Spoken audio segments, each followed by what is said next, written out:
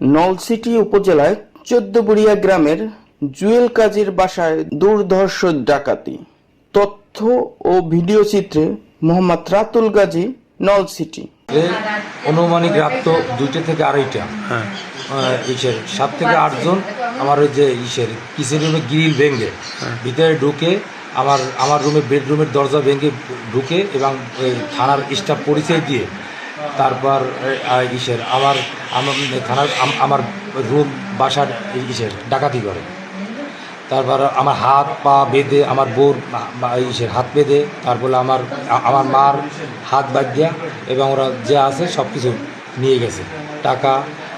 টাকা ছিল আমার বোর, তারপরে আমার বাচ্চার সোনা ছিল, আমার ওয়াইফের সোনা ছিল, এগুলো সব নিয়ে গেছে। কোনো আহত আছে কিনা? আহত আছে আমার মা। ওরা আমাকে রান্দা দিয়ে কোপ মারছে। আমার পায়ের উপরে কম্বল ছিল আল্লাহর রহমতে, বেঁচে কিছু ওই মাথা আমার মায়ের এই রানের উপরে মাথা লাগছে। সে আছে কোথায়? সে বলছে শেরেবাংলা মেডিকেলে আছে। পুলিশ আসছিল কিনা? পুলিশ আসছিল সঙ্গে সঙ্গে। এখানে যে টহল পুলিশ যে আসছিল সে 5টার সময় আসছে।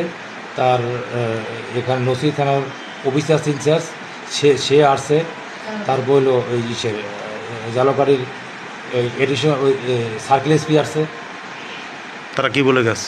তারা বলে গেছে তারা পদক্ষেপ নেবে, জরুরিভাবে এটা একটা মানে করবে।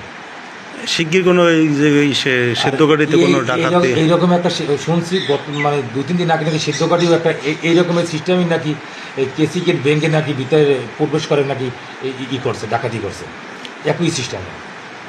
অনেক কোনো মালামাল উদ্ধার করতে পারছে কিনা পুলিশ?